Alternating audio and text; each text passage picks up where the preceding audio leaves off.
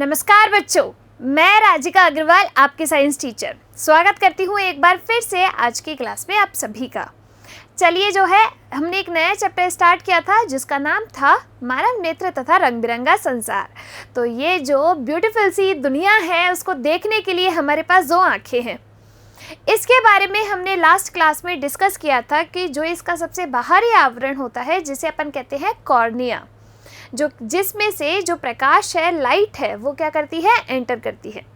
इस कॉर्निया के अंदर एक कलरफुल गोला होता है जिसे अपन क्या कहते हैं, इसे अब पृथ्वी गोला नहीं कहते हैं, ये जो होता है ये इसे कहते हैं अपन आइरिस यानी कि परितारिका, जो कि हमारी आई को कलर देने का काम करता है। इस आई के अंदर यानी कि इस आइरिस के अंदर एक छिद्र होता है जिसे हम कहते हैं प्यूपिल। क्या कहा जाता है? प्यूपिल कहा जाता है। अब इसमें से जो लाइट है वो एंटर करेगी और कहाँ जाएगी? लेंस पर। तो हमारी आँख के अंदर एक प्राकृतिक उत्तल लेंस प्रेजेंट होता है। उत्तल लेंस में जैसा कि हमने लास्ट चैप्टर के अंदर डिस्कस किया था कि उत्तल लेंस में जो प्रतिबिंब बनता है वो कैसा बनता है? वास्तविक बनता है। तो इसीलिए जब हमारी आँख में नेचुरली एक उत्तल लेंस प्रेजेंट है तो प्रतिबिंब का निर्माण कैसा होगा? वास्तविक होगा। ये जो आपका उत्तल लेंस होता है इसके ऊपर नीचे कुछ सीलियरी मसल्स प्रेजेंट होती है जिन्हें हम हिंदी में क्या कहते हैं? पक्षमाभी पेशियां कहते हैं। ये सीलियरी मसल्स का क्या काम होता है कि जो आपके लेंस है उसकी फोकस दूरी में परिवर्तन करती है। भाई अपना परिवर्तनशील फोकस दूरी वाला क्या है? लेंस है। अब इस फोकस दूरी में परिवर्तन कौन करेगा? तो ये जो सीलियरी मसल्स है इस लेंस पे क्या डालती है? इस पे दबाव डालती है और इसको रिलैक्स करती है, जिसकी वजह से इसकी वक्रता त्रिज्या में परिवर्तन होता है और उसकी वजह से फिर फोकस दूरी परिवर्तित होती है। आई कैन यही बात समझ में? और जो प्रतिबिंब बनेगा वो कहाँ पर बनता है? तो जो प्रतिबिंब बनता है वो जो आपके लेंस है उसके पीछे की साइड रेटिना पर बनता है जिसे हम कहते हैं दृष्टिपटल। इस दृष्टिपटल पर आपके प्रतिबिंब का निर्माण होता है। इस दृष्टिपटल पर कुछ रॉड और कॉन्स भी मौजूद होते हैं जो प्रकाश की तीव्रता और प्रकाश के रंग के लिए सेंसिटिव होते हैं। अब कुछ तंत्रिका कोशिकाएं यहाँ से जाती हैं जिन्हें हम क्या कहते हैं? दृक तंत्रिकाएं कहते हैं, जो कि ब्रेन तक सिग्नल लेके जाने का काम करेगी। आपके लेंस और रेटिना के बीच में जो द्रव भरा रहता है उसे हम कहते हैं काचाभ द्रव, और आपके कॉर्निया और लेंस के बीच में जो द्रव भरा रहता है उसे हम कहते हैं जलीय द्रव। ये जो है हमने डिस्कस किया था लास्ट क्लास में। इसके बाद हमने नेत्र दोषों के बारे में थोड़ा सा डिस्कस किया था। नेत्र दोष में हमने क्या पढ़ा था? सबसे पहला हमने पढ़ा था निकट दृष्टि दोष, जिसमें क्या होता है कि निकट की वस्तुएं तो दिखाई देती हैं लेकिन दूर की वस्तुएं दिखाई नहीं देती, उसे अपन कहते हैं निकट दृष्टि दोष। इसमें क्या होता है? प्रतिबिंब का निर्माण रेटिना से पहले ही हो जाता है जिसे हम कहते हैं निकट दृष्टि दोष। अब इसके उपाय के लिए क्या किया जाता है? अवतल लेंस के चश्मे बनाए जाते हैं। दूसरा हमने देखा दूरदृष्टि दोष। दूरदृष्टि दोष में क्या होता है कि जो प्रतिबिंब का निर्माण है वो पीछे होता है। कहाँ? रेटिना के पीछे होता है। अब इसको सुधारने के लिए हम क्या उपाय करते हैं कि इसके लिए उत्तल लेंस के चश्मे जो है वो बनाए जाते हैं दूरदृष्टि दोष के लिए, जिसमें दूर की वस्तुएं तो साफ दिखती हैं लेकिन पास की वस्तुएं जो हैं वो नहीं दिखाई देती। ये सब डिस्कस किया था लास्ट क्लास में। आज की क्लास में हम जो है एक दो और दोष हैं जैसे जरा दृष्टि दोष, मोतियाबिंद, इनके बारे में थोड़ा सा देखने वाले हैं। उसके बाद हम देखेंगे प्रकाश का वर्ण विक्षेपण, प्रकाश का प्रकीर्णन और प्रकाश का अपवर्तन। जैसे कि अपवर्तन हम लास्ट चैप्टर में पढ़ के आ चुके हैं, उसी के दो चार एग्जाम्पल जो मैंने आपको वहां पे बताए थे उन्हीं को अपन यहाँ पर एक्सप्लेन करने वाले हैं। ठीक है, चलिए स्टार्ट करते हैं। सबसे पहला आता है आपका जरा दृष्टि दोष। जरा का मतलब होता है बुढ़ापा। जरा का मतलब क्या होता है? बुढ़ापा। तो जब एज बढ़ जाती है तो इंसान को ना तो पास की चीजें साफ दिखाई देती हैं ना ही दूर की चीजें साफ दिखाई देती है, तो उसे हम क्या कहते हैं? जरा दृष्टि दोष कहते हैं। यानी कि हर तरीके से नजर कमजोर हो जाती है बुढ़ापे में। अब इसके जो है निवारण के लिए यानी कि इसको सही करने के लिए क्या किया जाता है, द्विफोकसी लेंस के चश्मे जो है वो बनाए जाते हैं। कैसे? द्विफोकसी लेंस के जो चश्मे हैं वो बनाए जाते हैं किसके लिए? जरा दृष्टि दोष के लिए। आई बात समझ में? निकट दृष्टि दोष में अवतल लेंस के चश्मे, दूर दृष्टि दोष में उत्तल लेंस के चश्मे, और जरा दृष्टि दोष में द्विफोकसी लेंस के चश्मे, क्योंकि दोनों ही जगह का नहीं दिख रहा ना पास का ना दूर का। देखिए फिर आगे, दृष्टि वैषम्य यानी कि अबिंदुकता, इसमें क्या होगा कि जो आपकी कॉर्निया है उसकी गोलाई में क्या आ जाती है? अनियमितता आ जाती है, यानी कि उसकी गोलाई मान लो इस तरीके से है तो या तो ये बढ़ जाएगी, कम हो जाएगी, इसकी वजह से आपका क्या हो जाती है? अबिंदुकता हो जाती है। इस दोष में व्यक्ति को समान दूरी पर स्थित जो ऊर्ध्वाधर और क्षैतिज लाइनें हैं वो एक साथ स्पष्ट दिखाई नहीं देती, जिसे अपन क्या कहते हैं? अबिंदुकता कहते हैं। एक आपका क्या होता है? मोतियाबिंद। क्या? मोतियाबिंद। ये जो मोतियाबिंद है ना, इसमें ये जो आपका पूरा लेंस है वो वाइट हो जाता है, जो लेंस है वो वाइट हो जाता है, उसे अपन क्या कहते हैं? उसे कहते हैं मोतियाबिंद। अब मोतियाबिंद में लेंस खराब हो जाता है आपका। अब इसका जो है इलाज हो सकता है सरकारी अस्पतालों में, जो गवर्नमेंट हॉस्पिटल्स है उसके अंदर इसका इलाज होता है, और मोतियाबिंद का ऑपरेशन फ्री में करा सकते हैं। देखिए इस तरीके से मोतियाबिंद में जो है आपको लेंस कुछ इस तरीके का नजर आता है, यानी कि ये पूरा वाइट हो जाता है। आई कैन यही बात समझ में? ये क्या होता है आपका? मोतियाबिंद। तो ये तो हुए कुछ आपके दृष्टि दोष। अब देखो आगे चलते हैं। अब अपन आते हैं एक नई चीज पे, प्रिज्म किसे कहते हैं? इस प्रिज्म को पढ़ने के लिए, यानी कि जब इसको देख लेंगे तो इसके बाद सबसे पहले हम पढ़ेंगे प्रकाश का वर्ण विक्षेपण। क्या? प्रकाश का वर्ण विक्षेपण। आप कहेंगे प्रकाश का वर्ण विक्षेपण क्या होता है? तो अभी बताया जाएगा। सबसे पहले देखो, प्रिज्म कुछ इस तरीके से जो है अपन इसको बना लेते हैं प्रिज्म को। प्रिज्म एक ऐसा समांग पारदर्शी माध्यम होता है जो किसी कोण पर झुके हुए दो समतल पृष्ठों से घिरा होता है। प्रिज्म में दो त्रिभुजाकार आधार व तीन आयताकार पार्श्व पृष्ठ होते हैं। न्यूटन ने प्रायोगिक प्रेक्षणों के आधार पर बताया कि सूर्य का प्रकाश श्वेत प्रकाश होता है। जो आपके सनलाइट आ रही है वो श्वेत प्रकाश है केवल। इन्होंने न्यूटन आइजेंक ने अपने एक्सपेरिमेंट में ये बताया। अब इन्होंने क्या कहा कि जो है अपनी ये सनलाइट जो आ रही है केवल श्वेत प्रकाश की किरण है। जब ये प्रिज्म से गुजरती है तो गुजरने के पश्चात ये 7 कलर्स में डिवाइड हो जाती है। उसको हम क्या कहते हैं? प्रकाश का वर्ण विक्षेपण कहते हैं। यानी कि इन्होंने क्या कहा कि कलर तो भाई साहब सिर्फ 7 ही हैं। कलर तो कितने हैं? ये 7 ही हैं। तो ये जो लड़कियां एक ही रेड कलर में ही तरह तरह के जो है उसके भी शेड्स ढूंढ लेती हैं। पिंक कलर में बेबी पिंक, आपका normal pink, dark pink, fluorescent pink, ये जो तरह तरह के पिंक ढूंढ लेती हैं। इन्होंने क्या कहा कि जो आपके ये कलर है 7 कलर ही होते हैं। कौन से? विबग्योर। इनका पूरा मैं बताऊंगी कौन कौन से 7 कलर होते हैं। पहले एक बार इधर देखो। श्वेत प्रकाश जब प्रिज्म की एक सतह पर आपतित कराया जाता है तो दूसरी सतह से श्वेत प्रकाश 7 वर्णों में विभाजित हो जाता है, जिसे हम क्या कहते हैं? प्रकाश का वर्ण विक्षेपण कहते हैं। अब देखो सबसे पहले यहाँ पे प्रकाश का वर्ण विक्षेपण कैसे हुआ। यहाँ पर मेरे पास क्या है? एक प्रिज्म है, ठीक है। ये क्या है? एक मान लीजिए मेरे पास प्रिज्म है। यहाँ से मैंने एक श्वेत प्रकाश की किरण को गुजारा। यहाँ से जब श्वेत प्रकाश की किरण को गुजारा तो क्या देखा गया? ये एक्सपेरिमेंट किसने किया? न्यूटन आइजेंक ने किया। किसने? न्यूटन आइजेंक ने एक एक्सपेरिमेंट किया, कलर्स का पता लगाया। तो देखो इन्होंने क्या कहा, जब एक श्वेत प्रकाश, इन्होंने पहले सबसे पहले तो ये चीज़ कही कि भाई जो सूर्य का प्रकाश आ रहा है ना वो केवल श्वेत प्रकाश है। अब जब ये प्रिज्म से गुजारा जाता है, श्वेत प्रकाश की किरण जब प्रिज्म से गुजरी तो ये जो है आपके 7 कलर्स में डिवाइड हो गई। तो इसी को ही, इस फिनोमिना को क्या नाम दे दिया?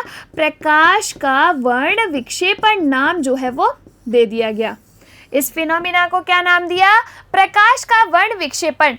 कि जब श्वेत प्रकाश की किरण एक प्रिज्म से गुजरती है तो गुजरने के पश्चात ये 7 कलर्स में डिवाइड हो जाती है। इसे हम क्या कहते हैं? प्रकाश का वर्ण विक्षेपण कहते हैं। तो ये जो एक ही कलर में 7 शेड ले आते हैं ना, ये कुछ नहीं है भाई, कलर आपको 7 इसमें कौन कौन से मिलते हैं? देखो, कलर आपको मिलते हैं विबग्योर। कौन से? विबग्योर। अब देखो, विबग्योर से 7 कलर आपको कौन से बनाने हैं? बी से आपका बनता है वॉयलेट कलर। कौन सा? वॉयलेट कलर, बैंगनी कलर। आई से आपका बनता है इंडिगो। कौन सा? इंडिगो। इसके बाद बी से आपका बनता है नीला कलर यानी कि ब्लू कलर। जी से बनता है आपका ग्रीन कलर। वाई से बनेगा येलो। ओ से बनेगा आपका ऑरेंज कलर और आर से आपका होता है रेड कलर। तो इस तरीके से ये जो श्वेत प्रकाश की किरण है इन 7 कलर्स में क्या हो जाती है? डिवाइड हो जाती है, जिसे हम क्या कहते हैं? प्रकाश का वर्ण विक्षेपण कहते हैं। कौन कौन से कलर मिले? बैंगनी, इसके बाद जामुनी, नीला, हरा, पीला, ऑरेंज यानी कि नारंगी और रेड कलर। ठीक है, अब देखो कि आपका जो बैंगनी कलर होता है, वॉयलेट कलर जो होता है, उसकी तरंग दैर्ध्य को अपन व्यक्त करते हैं लैम्डा से। तो इसकी जो लैम्डा होती है, तरंग दैर्ध्य सबसे कम होती है, और जो लाल रंग होता है उसकी तरंग दैर्ध्य क्या होती है? सबसे ज्यादा होती है। और एक रिलेशन याद रखिएगा कि जो तरंग दैर्ध्य होती है वो जो आपके फ्रीक्वेंसी होती है उसके व्युत क्रमानुपाती, आवृत्ति के व्युत क्रमानुपाती होती है। तो जब मैंने आपसे कहा कि जो बैंगनी कलर है उसकी तरंग दैर्ध्य सबसे कम है, तो इसकी आवृत्ति क्या होगी? सबसे ज्यादा होगी। मैंने आपसे कहा लाल रंग जो है उसकी तरंग दैर्ध्य सबसे ज्यादा है, यानी कि आवृत्ति क्या होगी? सबसे कम होगी। आवृत्ति क्या होगी? सबसे कम होगी। ठीक है, तो यहाँ पर ये 7 कलर्स उनको प्राप्त हुए। अब न्यूटन साहब ने सोचा, क्या वास्तव में ये 7 कलर ही होते हैं? क्या पता मैं गड़बड़ कर रहा हूँ। तो उन्होंने क्या किया, ये जो आपका एक प्रिज्म रखा था इसके समांतर ही एक प्रिज्म उल्टा करके रख दिया। इस तरीके से जो है दूसरा प्रिज्म उल्टा करके रख दिया। अब इन्होंने श्वेत प्रकाश की किरण को गुजारा। फिर इन्होंने क्या देखा कि जब श्वेत प्रकाश की किरण इसमें पहले वाले प्रिज्म में एंटर की तो 7 कलर्स में डिवाइड हो गई। फिर बाहर आपके दोबारा श्वेत प्रकाश की पुंज बनी और दोबारा 7 कलर्स में दूसरे प्रिज्म में गई तो 7 कलर्स में डिवाइड हो गई। तो इन्होंने क्या देखा कि भाई मैंने इसको इन्वर्टेड प्रिज्म भी इसके सामने रख दिया, लेकिन फिर भी मुझे 7 कलर्स ही मिले। तो इन्होंने क्या कहा कि ये 7 कलर ही होते हैं। विबग्योर, अगर आपने कभी रेनबो देखा हो, इंद्रधनुष देखा हो, तो उसमें भी आपको 7 कलर नजर आते हैं। तो जो आपका इंद्रधनुष बन रहा है वो प्रकाश के अपवर्तन की घटना भी है, प्रकाश के वर्ण विक्षेपण की घटना भी है। ठीक है, देखिए यहाँ पर अब जो है क्या, तो ये है अपना प्रिज्म जिसमें से श्वेत प्रकाश की किरण को जब गुजारा तो कितने कलर्स में डिवाइड हुआ? इस तरीके से 7 कलर में डिवाइड हो गया। कौन कौन से? VIBGYOR, violet, indigo, blue, green, yellow, orange और रेड। सबसे ज्यादा तरंग दैर्ध्य किसकी? रेड कलर की। देखो ये 7 कलर आपको प्राप्त होते हैं, violet, indigo, blue, green, yellow, orange और रेड। देखो बैंगनी, जामुनी, नीला, हरा, पीला और आपके ऑरेंज, और इधर क्या ना से क्या है? नारंगी है इधर। ठीक है, और ला से आपका लाल कलर। आ गई बात समझ में? तो इसे अपन क्या कहते हैं? प्रकाश का वर्ण विक्षेपण। एग्जाम में अगर आपसे क्वेश्चन पूछे प्रकाश का वर्ण विक्षेपण किसे कहते हैं, तो पहले तो उसकी डेफिनेशन लिख देना कि जब श्वेत प्रकाश की किरण को एक प्रिज्म से गुजारा जाता है तो वो 7 कलर्स में विभक्त हो जाती है। इसे हम क्या कहते हैं? प्रकाश का वर्ण विक्षेपण कहते हैं। और इस तरीके का डायग्राम बना देना और वहां पर ये 7 कलर्स के नाम लिख देना। चलिए आगे देखिए, सूर्य के प्रकाश के कारण वर्षा के पश्चात एक 7 रंगों की पट्टिका आपको प्राप्त होती है, जिसे अपन क्या कहते हैं? इंद्रधनुष कहते हैं। अब आप कहेंगे कि मैम वर्ण विक्षेपण है, इसको इंद्रधनुष के हिसाब से अपन कैसे समझे? देखो, आपने देखा होगा कि आपके धूप भी खुल रही है, बूंदें भी हो रही है, और धूप और बूंदें एक साथ हो रही है तो आपको इंद्रधनुष नज़र आता है।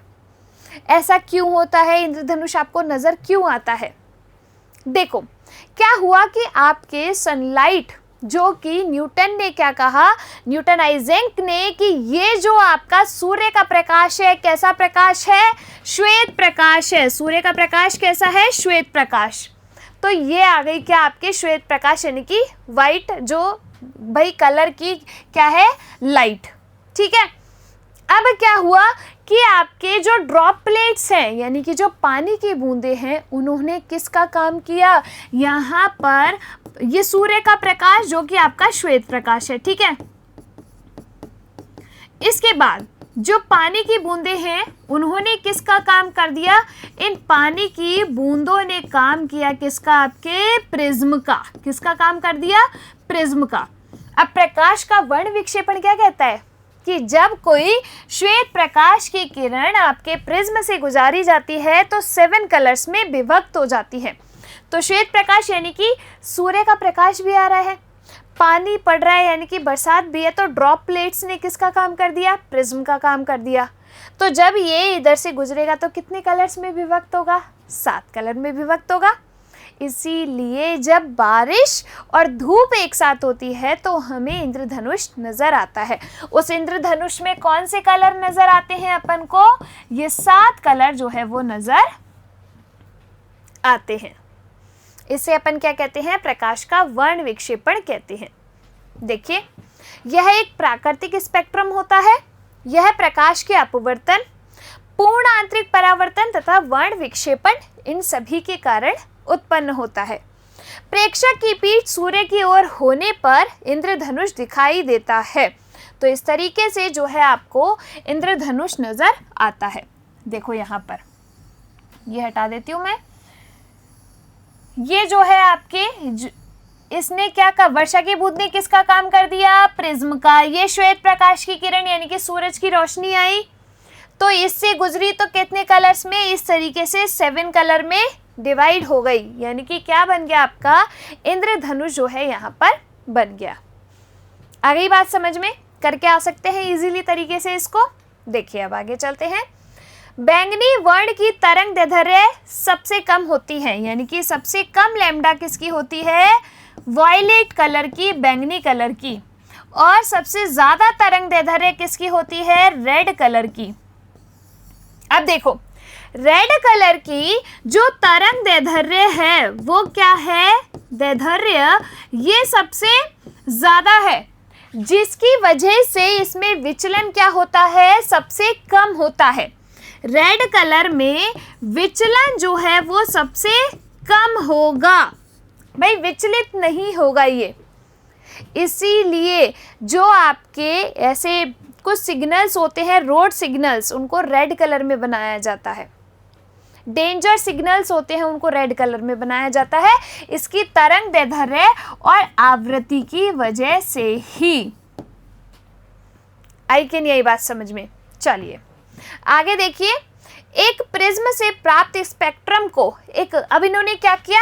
एक प्रिज्म है, इसके सामने एक इन्वर्टेड प्रिज्म भी रख दिया इसको देखने के लिए कि भाई 7 ही कलर होते हैं क्या, कहीं मैं इसके सामने उल्टा प्रिज्म रख दूं तो 14 कलर्स मुझे मिल जाए। इन्होंने भाई, सबका खुरापाती दिमाग होता है, सीधे सीधे कोई चीज़ आ जाए तो भाई वो तो सुहाती नहीं है, अपन को तो फिर से कुछ करके देखना है। इन्होंने क्या किया? इस प्रिज्म के आगे एक इन्वर्टेड प्रिज्म और रख दिया और अब इस श्वेत प्रकाश को देखा कि भाई ये 7 ही कलर में डिवाइड होती है कि ज़्यादा में डिवाइड होती है। तो देखो, प्राप्त स्पेक्ट्रम को उल्टे क्रम में रखे दूसरे प्रिज्म से गुजारा जाता है तो पुनः श्वेत प्रकाश प्राप्त होता है। इसे अपन क्या कहते हैं? न्यूटन का क्लासिकी नियम कहते हैं। देखो, यहाँ से गई 7 कलर्स में डिवाइड हुई, दोबारा अब उल्टा रखा है इसमें तो दोबारा आपके श्वेत प्रकाश की किरण यहाँ से निकली, यानी कि कलर कितने हैं? 7 ही हैं। कलर कितने हैं? 7 ही हैं। इसे अपन क्या कहते हैं? न्यूटन का क्लासिकी प्रयोग कहते हैं। आ गई चीज समझ में? चलिए, ये किसके लिए था? प्रकाश के वर्ण विक्षेपण के लिए।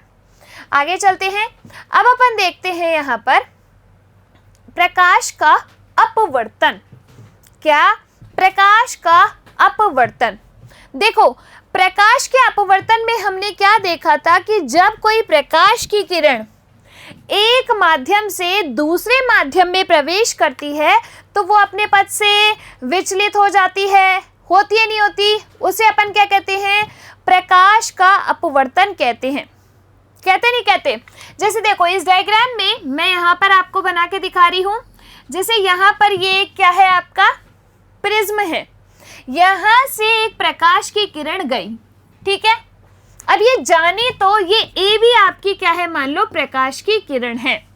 अब ये जाने तो इस तरीके से सीधी चाहिए, लेकिन बाहर माध्यम दूसरा है, अंदर माध्यम दूसरा है, तो ये अपने पथ से विचलित होगी, जिसे हम क्या कहेंगे? प्रकाश का अपवर्तन कहेंगे। तो यहाँ से ये इस तरीके से अपने पथ से क्या हो गई? विचलित हो गई। तो इससे हमने क्या कह दिया? प्रकाश का, प्रिज्म के द्वारा प्रकाश का अपवर्तन। देखो, यहाँ पर आपतित किरण क्या है? आपकी पीई। तो ये जो आपकी किरण है ये क्या है? आपतित किरण पीई। जो आपकी अपवर्तित किरण है वो क्या है? ईएफ। तो यहाँ से ये क्या हो गई? अपवर्तित, यानी कि अपने पथ से विचलित हो गई। हुई नहीं हुई? जो आपकी एफ एस है वो क्या है? निर्गत किरण, यानी कि निकल जा रही है बाहर। तो आपकी एफ एस क्या हो गई? निर्गत किरण। यहाँ पे जो आपको एंगल आई नजर आ रहा है ये क्या है? आपका आपतन कोण है। क्या है? आपतन कोण है। यहाँ पर एंगल आर जो आपको नजर आ रहा है ये क्या है? आपका अपवर्तन कोण है। क्या है? अपवर्तन कोण। और आपका जो अभिलंब है वो यहाँ पर आपको नजर आ रहा है। ये जो आपका है ये क्या है? अभिलंब। ये क्या है? अभिलंब, एन डैश। देखो इधर, एंगल आई आपका आपतन कोण, एंगल आर अपवर्तन कोण, एंगल ई निर्गत कोण और एंगल डी विचलन कोण। तो ये जो है आपका विचलन कोण और ये एंगल ई आपका निर्गत कोण। यहाँ पर आपको बस क्या दिखाना है कि जब आपने एक प्रिज्म से इस लाइट को गुजारा तो क्या हुआ कि वो अपने पथ से विचलित हो गई। तो इसे हमने क्या कहा? प्रकाश का अपवर्तन कहा। ठीक है, अपने पथ से विचलित हो गई तो प्रिज्म द्वारा प्रकाश का अपवर्तन। आई बात समझ में? चलिए अब आगे चलते हैं। तारों का टिमटिमाना। तो लास्ट चैप्टर के अंदर मैंने आपको बताया था कि जो तारों का टिमटिमाना है वो क्या है? आपके प्रकाश का अपवर्तन ही है। तारों का टिमटिमाना क्या है? प्रकाश का अपवर्तन है। कैसे? देखो कि मैंने आपसे क्या कहा, इस तरीके से आप खड़े हुए हो जमीन पर, ऊपर देख रहे हो किसको? तारों को। वहां से क्या आ रहा है? प्रकाश आ रहा है। इसको इस तरीके से यहाँ पे समझो। देखो पहला एग्जाम्पल, तारों का टिमटिमाना। ये किसका एग्जाम्पल है? आपका प्रकाश के अपवर्तन का। कैसे? यहाँ पर आपके क्या है? तारा। यहाँ पर जो है आप खड़े हुए हो, ये क्या है? ये यहाँ पर आप खड़े हुए हो। ठीक है, यहाँ से ये लाइट आ रही है आपके आंखों तक, ये आपको नजर आ रहा है। अब ये जो है आपको इस तरीके से टिमटिमाता हुआ नजर क्यों आएगा? क्योंकि जब ये प्रकाश यहाँ से यहाँ ट्रेवल कर रहा है तो वैसा तो है नहीं ना कि वहाँ से एकदम आसमान से आपके पास प्रकाश आ रहा है तो माध्यम ही चेंज नहीं हो रहा। भाई हो सकता है यहाँ से जब ट्रेवल कर रहा है तो बीच में कहीं निर्वात माध्यम हो, कहीं जो है विरल माध्यम हो, कहीं सघन माध्यम हो, कई मॉलिक्यूल्स बहुत पास पास हो, कहीं दूर हो सकता है ऐसा। तो माध्यम चेंज हो रहा है कि नहीं हो रहा? तो जब माध्यम चेंज होगा तो आपको क्या पता है कि प्रकाश की किरण अपने पथ से विचलित हो जाती है। तो इसको आना तो ऐसे चाहिए, लेकिन माध्यम चेंज होने की वजह से ये कभी ऐसे आती है, कभी ये ऐसे आती है। तो इसी वजह से ये तारा आपको कभी यहाँ दिखाई देता है, कभी आपको यहाँ दिखाई देता है, कभी आपको यहाँ दिखाई देता है। तो आपको क्या लगता है कि वो टिमटिमा रहा है। किसकी वजह से? प्रकाश के अपवर्तन की वजह से। आई कैन यही चीज समझ में? तो जो है यहाँ पर ये जो आपको डायग्राम नजर आ रहा है वो किसका है? प्रकाश के अपवर्तन का है। देखो यहाँ से एक लड़का तारा देख रहा है, आपको भी ऐसे ही बढ़िया एक स्टार बनना है। अपने सब्जेक्ट को पढ़ो, अपने जो कोर्स है उसको पढ़ो ढंग से, और एक चमकता हुआ स्टार आपको बनना है। ठीक है, करो तैयारी। नीट की करनी है नीट की करो, आईआईटी की करनी है आईआईटी की करो, कुछ और करना है वो करो, लेकिन मेक श्योर जो भी आप चूज़ कर रहे हो, जो भी आप पढ़ रहे हो उसमें बढ़िया करो और स्टार बनो और चमक के निकलो एकदम। देखो इस तरीके से यहाँ से जब ये देखने पर जो प्रकाश आ रहा है, ट्रेवल कर रहा है आपकी आंखों तक, वहाँ माध्यम चेंज हो रहा है, जिसकी वजह से आपको जो तारे हैं वो टिमटिमाते हुए नजर आ रहे हैं। तो वायुमंडलीय अपवर्तन उसी माध्यम में होता है जहां क्रमिक परिवर्ती अपवर्तनांक हो। परिवर्ती अपवर्तनांक क्या हो गया? कि जिसका अपवर्तनांक चेंज होता जा रहा हो। एक माध्यम में प्रकाश का वेग, दूसरे माध्यम में प्रकाश का वेग अलग अलग हो, तभी तो आपका अपवर्तनांक होगा, चेंज होता रहेगा, है ना। चलिए, दूसरा आपका जो आता है वो ये है कि आपके सूर्योदय से पहले भी और सूर्यास्त के 2 मिनट बाद भी आपको सूरज जो है वो दिखाई देता है। क्या? सूर्योदय से 2 मिनट पहले लगभग और सूर्यास्त के 2 मिनट बाद भी, सूर्यास्त के बाद भी आपको जो है क्या है? सूरज नजर आता है। वो किसकी वजह से? वो भी आपके प्रकाश के अपवर्तन की वजह से। किसकी वजह से?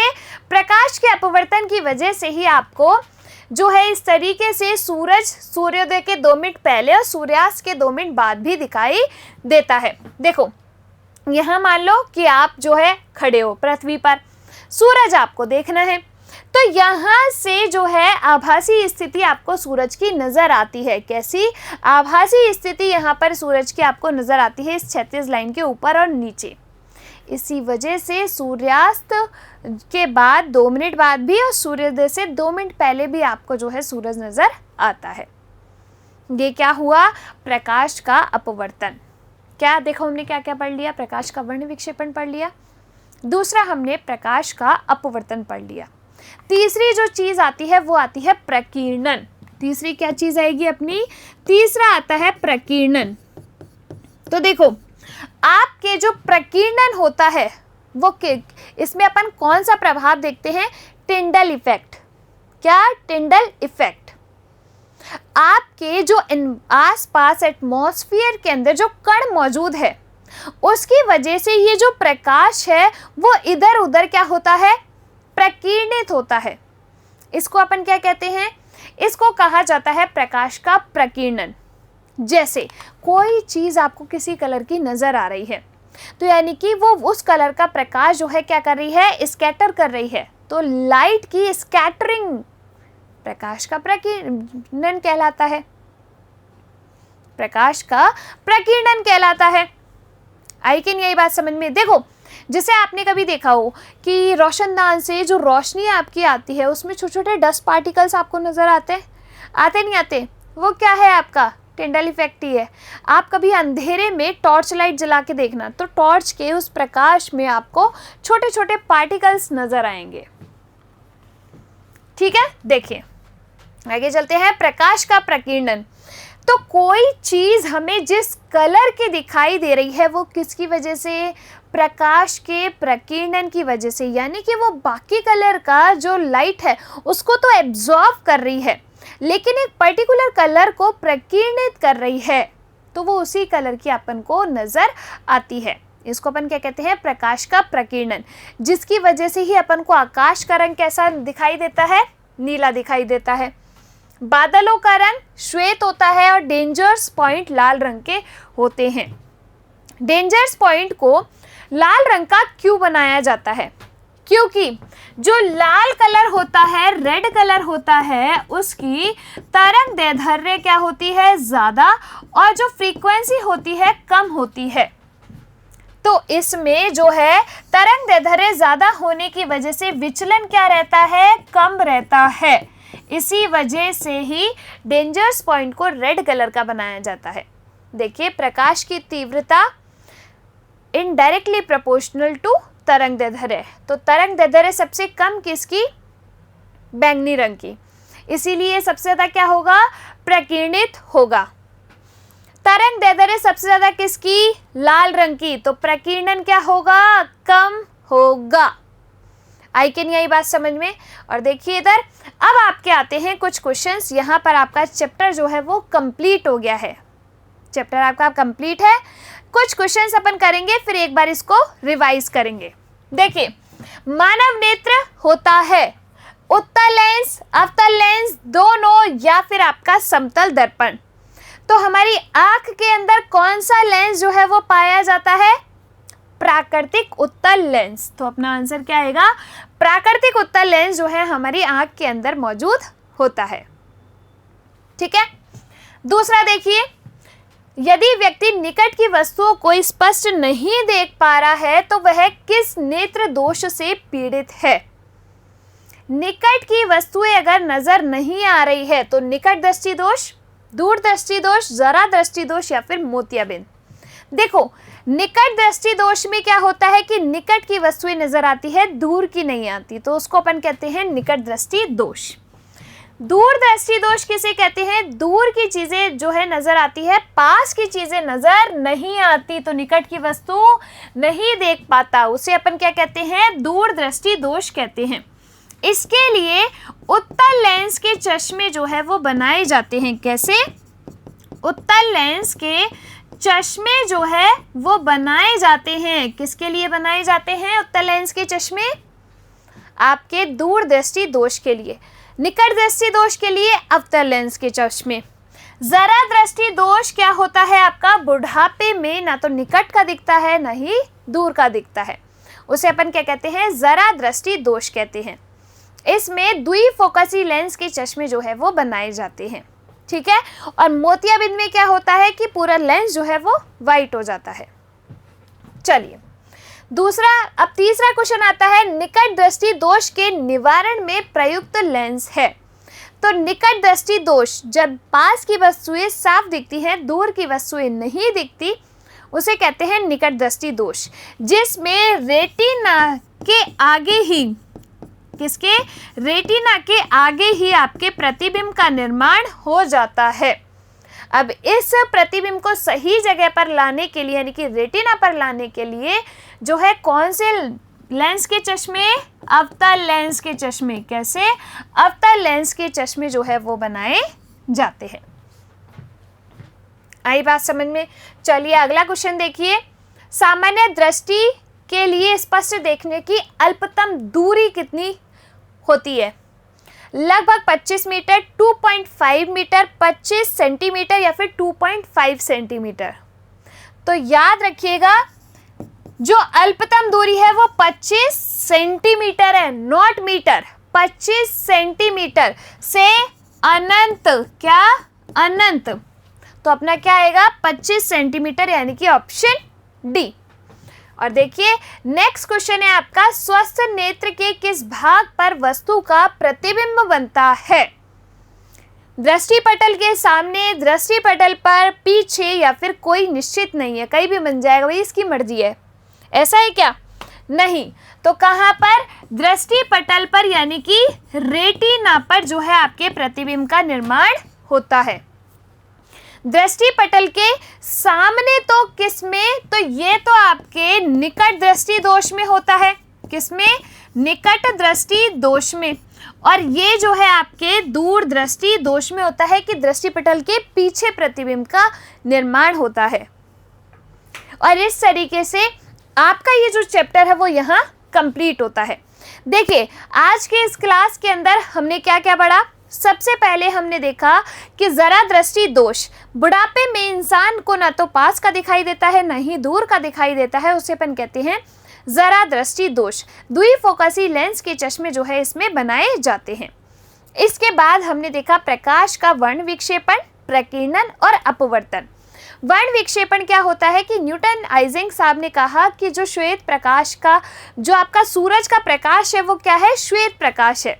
इसके लिए उन्होंने एक एक्सपेरिमेंट किया कि जो श्वेत प्रकाश की किरण है उसको प्रिज्म से गुजारा तो वो 7 कलर्स में डिवाइड हो गई। इसको अपन ने क्या कह दिया, प्रकाश का वर्ण विक्षेपण। कि जब किसी श्वेत प्रकाश पुंज को प्रिज्म से गुजारा जाता है तो वह 7 रंगों में विभक्त हो जाती है, उसे अपन कहते हैं प्रकाश का वर्ण विक्षेपण। 7 कलर कौन से हैं, विवग्योर, आपका violet, indigo, blue, green, yellow, orange और रेड।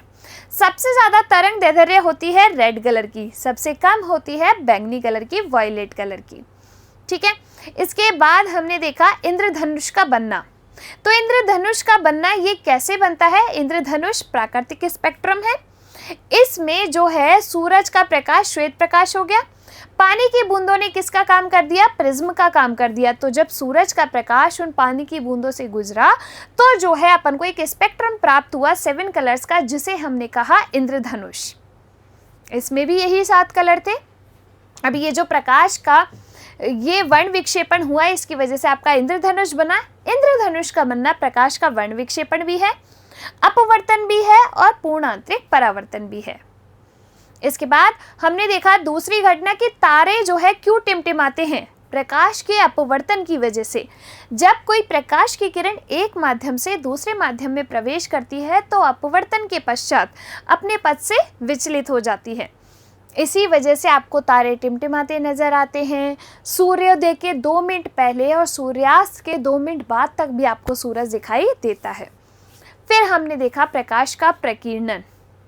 तो जो आपका आसमान नीला दिखाई देता है प्रकाश के प्रकीर्णन की वजह से। प्रकीर्णन क्या होता है कि किसी कलर को प्रकीर्णित करना, तभी तो वो चीज़ अपन को उस कलर की नज़र आ रही है। तो आपको जो है बादलों का रंग श्वेत दिखाई दे रहा है, आसमान का रंग नीला दिखाई दे रहा है।